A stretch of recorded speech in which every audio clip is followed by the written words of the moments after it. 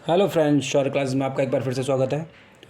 तो जो विषय था वो था लेखपाल की जो भर्ती है 8,085, जिसके सापेक्ष 27,455 अभ्यर्थी को आयोग ने डीवी के लिए चयनित किया है। वहाँ पर कुछ छात्रों द्वारा सवाल पूछे गए थे। मैंने लास्ट वीडियो में अपडेट दी थी कि क्या जा सकती है डीवी की मेरिट, कितने लोग कर सकते हैं डीवी स्किप। तो उससे संबंधित बहुत सारे सवाल उठे हैं जो छात्रों के मन में चल रहे हैं। उसी में से रिलेटेड मैंने कुछ सवाल जो देखे कि जिसको लेके छात्र ज़्यादा गंभीर हैं। वो सवाल कौन से हैं? वो सवाल हैं, पहला सवाल है आयोग द्वारा 27,455 जो छात्र हैं उनका स्पष्टीकरण क्यों नहीं कि कितने लोग किस कैटेगरी से सिलेक्ट किए गए हैं, जिस तरीके से एसएससी या फिर अन्य भर्तियों में किया जाता है। कि आयोग स्पष्ट कर देता कि जो 27,455 है इनमें से जनरल कैटेगरी के इतने हैं, ओबीसी के इतने हैं, एससी के इतने हैं। इस तरीके से वो वर्ग के आधार पर छात्रों की संख्या को स्पष्ट कर सकती थी, लेकिन आयोग ने ऐसा नहीं किया है। लेकिन साथ ही साथ जब आयोग ने देखा कि छात्रों द्वारा दिए गए रिजल्ट पर आपत्तियां जताई जा रही है, तो उसने एक सर्कुलर निकाला जिसमें मैंने ये देखा है कहीं सर्कुलर, जिसमें ये कहा गया था कि आयोग कहता है कि अगर वैकेंसी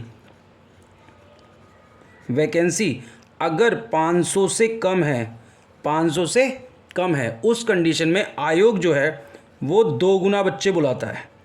ये सर्कुलर एक कहीं पर सर्कुलेट हुआ था, उसी से रिलेटेड मैंने जानकारी देखी। तो आयोग कहता है कि अगर वैकेंसी, नंबर ऑफ़ वैकेंसी, जो पदों की संख्या है वो 500 से कम है, तो वो 2 गुना बच्चे बुलाएगा डीवी में या उससे अगले चरण में। और साथ ही साथ अगर वैकेंसी क्या है, समरूप है 1,000, यानी कि इक्वल हैं 1,000 के, तो वहाँ पे जो संख्या रहती है छात्रों की डीवी के लिए या अगली परीक्षा के लिए वो रहती है 1.5 गुना, यानी कि 1.5 गुना। इसी तरीके से अगर वैकेंसी जो है, वैकेंसी क्या है, वो आपकी ग्रेटर देन है 1,000, यानी कि 1,000 से ज़्यादा है, उस कंडीशन में आयोग ये तय करता है कि उसको 1.25 यानी कि 1.25 गुना बच्चों को ही कॉल करनी है। उसके द्वारा ये सर्कुलर दे देना। इस बात में स्पष्टीकरण है कि जो 27,455 बच्चे सिलेक्ट किए गए हैं वहाँ पर इस नियम को फॉलो किया गया है।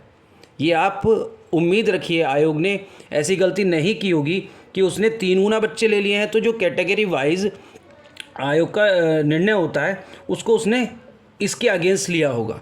एक चीज़ तो ये आपकी निश्चिंत होकर आप आयोग पे भरोसा कर सकते हैं। दूसरा क्या है, क्या सच में हो सकता है डीवी स्किप? देखो, डीवी स्किप का जो अभियान है वो बहुत ही मास लेवल पे, बहुत ही अच्छे लेवल पे चल रहा है। और इसकी मैंने एक कैलकुलेशन और करी, लोगों का अलग अलग मत था, अलग अलग मैसेज थे कि इतने डीवी स्किप नहीं होंगे, इतने होंगे, उतने होंगे। तो उस पर एक कैलकुलेशन समझिए, मैंने बहुत छोटी सी कैलकुलेशन ली है जिसको समझना कोई कठिन काम नहीं है। जैसे सबसे बड़ी भर्ती बताता हूँ मैं, डी ग्रुप की भर्ती थी जिसमें 2018 में टोटल वैकेंसीज थी 62,907, ठीक है। और उसके बाद थी एनटीपीसी की जो एक बड़ी भर्ती थी 2019 में, जो थी 35,277। अगर मैं इन दोनों को अप्रॉक्स लगभग 1 लाख वैकेंसी है ये, जो आपकी पिछले इसी एग्ज़ाम पीरियड में ही आपका लेखपाल का भी एग्ज़ाम आया। तो एक चीज़ तो है, क्योंकि इनके रिज़ल्ट बहुत लेट आए हैं, इसका सेकंड फेज़ लेट हुआ, इसका फिज़िकल लेट हुआ, रिज़ल्ट में लेट हुए, तो ये अभी फाइनल जो है ना वहाँ स्तर पे पहुँची है। तो कहीं ना कहीं ये छात्र लेखपाल में भी बैठे होंगे। और 1 लाख वैकेंसी में मैंने सिर्फ 10% का नियम लगाया है कि अगर 10% बच्चे यूपी से इन वैकेंसीज़ में सिलेक्ट हुए हैं, क्योंकि आप भी जानते हैं कि लेखपाल जो स्टेट की गवर्नमेंट है, स्टेट गवर्नमेंट की जो जॉब है उसमें अप्लाई वही बच्चे करते हैं ज़्यादातर। नहीं, बहुत से बच्चे ऐसे होते हैं जो अदर स्टेट में भी अप्लाई करते हैं, लेकिन उनकी नंबर ऑफ़ जो स्टूडेंट होते हैं ना ऐसे, वो बहुत कम होते हैं। तो मैंने यहाँ पे 10% का रूल लिया है कि 1 लाख का 10% यानी कि 10,000 बच्चे कहाँ, यूपी से सिलेक्ट हुए। अब इसमें से जो बच्चा डी ग्रुप में जा रहा है या एनटीपीसी में जा रहा है, उसका मैथ्स और जीएस 2 ऐसी चीज़ें जो अच्छे होते हैं, और दोनों ही लेखपाल में आए थे। और लेखपाल का स्तर ज़्यादा, मैं कठिन और ज़्यादा आसान दोनों ही नहीं कहूँगा, मॉडरेट था, सिर्फ ये कह सकते हैं, ठीक है। तो यहाँ पर अगर मैं कैलकुलेशन करूँ तो इस 10 में से मेरा गणित कहता है कि कम से कम 2 के या 3 के बच्चे इन 2 वैकेंसीज़ को, बहुत छोटा आंकड़ा लिया है मैंने इसको, बहुत ही छोटा आंकड़ा है ये। आप सोच सकते हैं कि जहाँ पर 1 लाख वैकेंसी हैं और इन दोनों के ही ग्रेड पे, यानी कि सेंट्रल की जॉब है। सबसे बड़ी बात यह है, लेखपाल के कंपैरिजन में ये सेंट्रल गवर्नमेंट की जॉब है, जिनके भत्ते या बेनिफिट्स अलग अलग लेवल पर अच्छे हैं कहीं ना कहीं लेखपाल की जॉब से, और साथ के साथ यहाँ पे प्रमोशन भी है। इस चीज़ का भी आपको ध्यान रखना है। तो एक अभ्यर्थी जो होता है ना, सारी परिस्थितियों के हिसाब से आकलन करता है। ऐसे नहीं है कि बस ये मिल गई तो उसमें कर लिया। जो अभ्यर्थी तैयारी कर रहे हैं वो कहीं ना कहीं ये सोचते हैं कि अच्छे लेवल पे जहाँ तक जा सकते हैं वहाँ पे जाएं। तो मैंने अनुमान लगाया कि 2000 से 3000 बच्चे ये वाले डीवी स्किप करने चाहिए। ये कम है मेरा आंकड़ा। इसके अलावा और वैकेंसी जो आई हैं वो बड़ी वैकेंसीज़ मैं बता देता हूँ आपको। UPSI, junior assistant, UP triple SC की इसी तरीके से अन्य 10 से 15 भर्ती और है, ठीक है। और इन सब का मैं अगर कैलकुलेशन करता हूँ तो ये अप्रॉक्स 15,000 से 18,000 के बीच में है।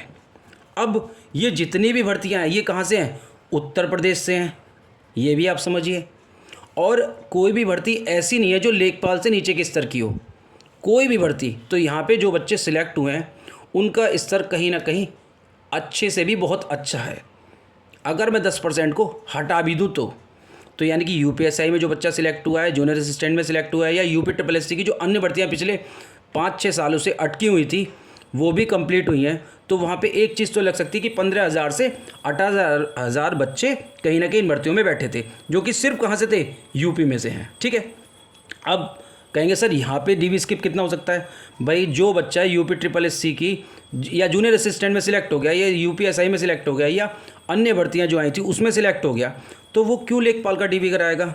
एक तो हम लोग अपील कर रहे हैं यूट्यूब के माध्यम से कि ज़्यादा से ज़्यादा जो सिलेक्टेड स्टूडेंट हैं वो डीवी स्किप करें।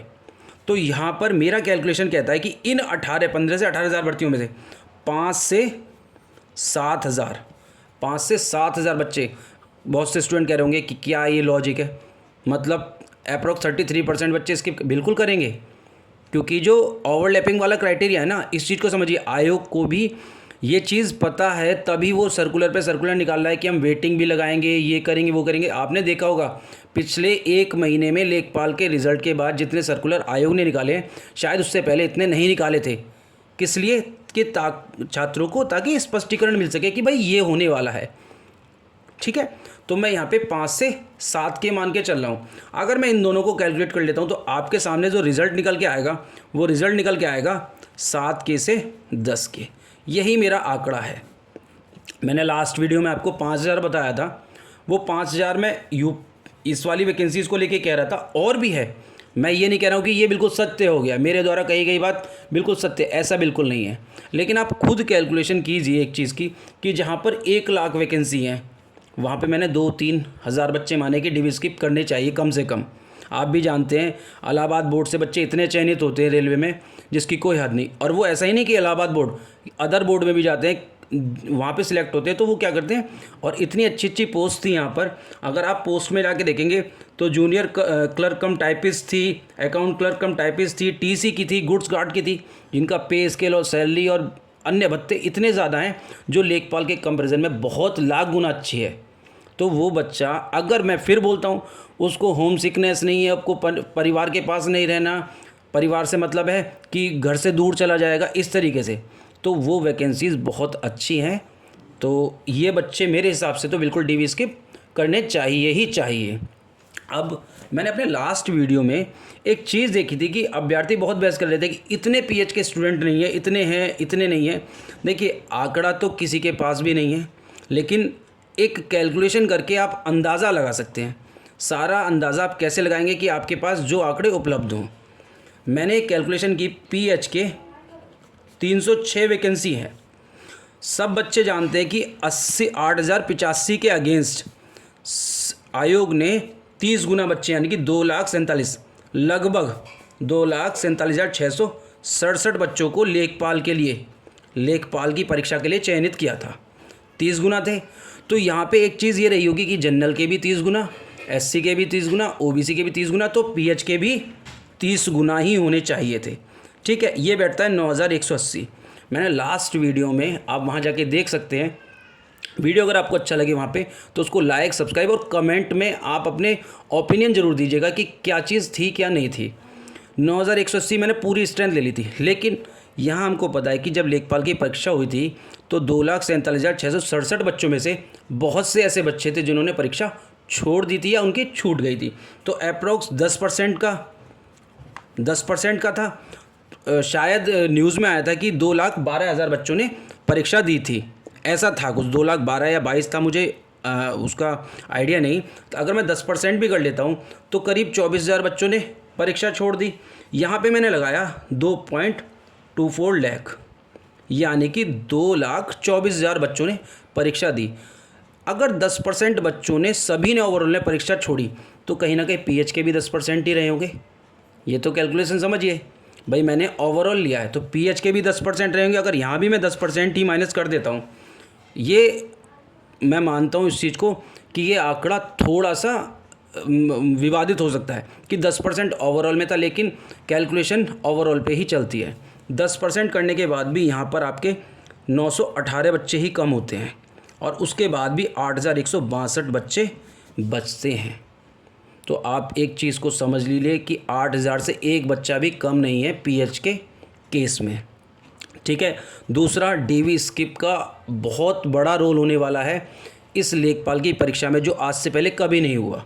अगर जो चयनित छात्र हैं उन्होंने किसी के बहकावे में आकर या किसी द्वेष में या कुछ भी, मतलब उनकी मानसिकता हो सकती है, अगर उन्होंने दिखाने के लिए कि हाँ मैं इतनी जगह पे सिलेक्टेड हो चुका हूँ, इस चीज़ को छोड़कर मैं फिर वही एक बार अपील करना चाहूँगा कि जो छात्र कहीं ना कहीं चयनित हो गए हैं, जो कि लेखपाल के ग्रेड पे से अच्छे ग्रेड पे की परीक्षा है, वहाँ पर अगर वो सिलेक्ट हो गए हैं तो वो इस तरीके से आप अपना योगदान दे सकते हैं इस लेखपाल की परीक्षा में डीवी स्किप करके।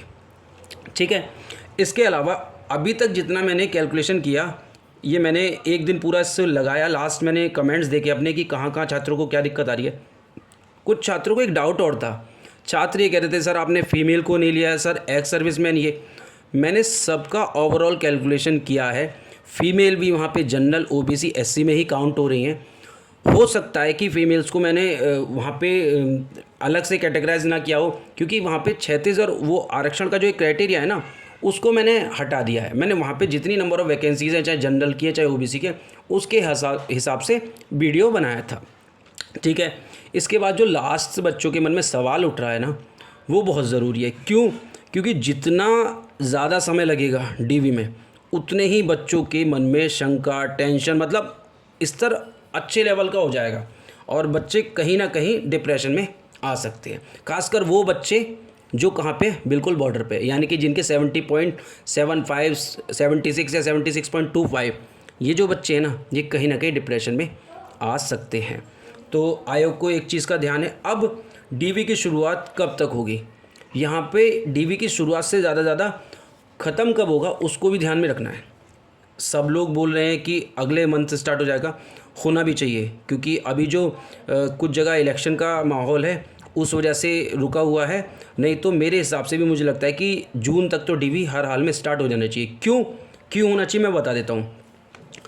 जब अभी लास्ट में इंटरव्यू हुआ था तो उन्होंने एक चीज़ बोली थी कि हम पर डे, प्रतिदिन हम 200 से 300 ही डीवी करा सकते हैं। ठीक है।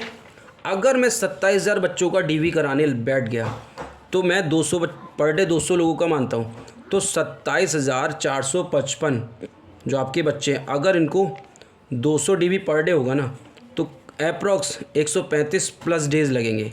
कितने लगेंगे? 135 प्लस डेज़। इसका मतलब होता है 4 से 5 महीने। और आप जानते हैं जून आ चुका है, यहाँ से भी 5 महीने का मतलब दिसंबर पहुँच जाएगा।